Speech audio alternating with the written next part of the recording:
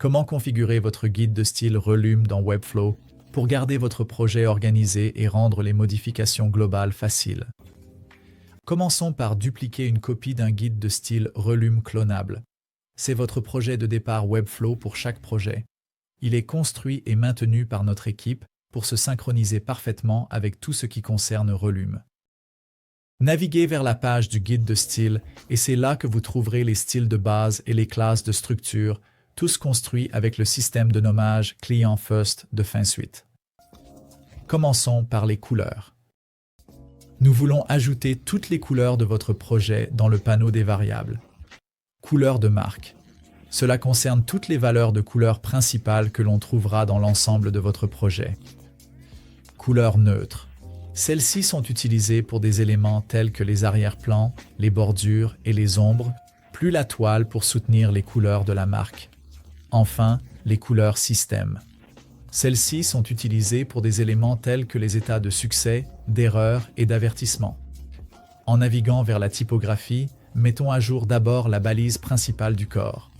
Nous voulons choisir votre police, la couleur de la typographie, et nous pouvons même choisir la couleur principale de l'arrière-plan ici. Ainsi, votre projet hérite de ses polices principales et de ses valeurs de couleur. Ensuite, stylisez vos balises HTML de titre et vos classes CSS de titre exactement de la même manière. Cela peut être très utile lorsque ce qui est important pour les visiteurs du site web à voir et ce qui est important pour les moteurs de recherche à lire peuvent être différents. Toute la typographie est livrée avec un style par défaut pour le bureau, la tablette et le mobile, mais il vaut la peine de vérifier qu'ils sont en accord avec votre design. Stylisez toutes les balises HTML ainsi que les tailles de texte, les poids et les styles. Vous pouvez simplement ajuster les valeurs pour correspondre à votre design. En ce qui concerne le texte enrichi, couramment utilisé dans les blogs et les sections de contenu long, vous pouvez les styliser spécifiquement pour ces cas d'utilisation si vous avez besoin de ce niveau de contrôle. Maintenant, les couleurs de fond et les couleurs de texte, nous les avons déjà ajoutées aux variables, mais si vous voulez les voir affichées dans votre guide de style, vous pouvez simplement les copier, dupliquer la classe, renommer l'étiquette et les lier à vos variables de couleur. La mise à jour de nos éléments UI. Mise à jour de nos boutons et formulaires, couleurs, rayons, bordures, taille et état.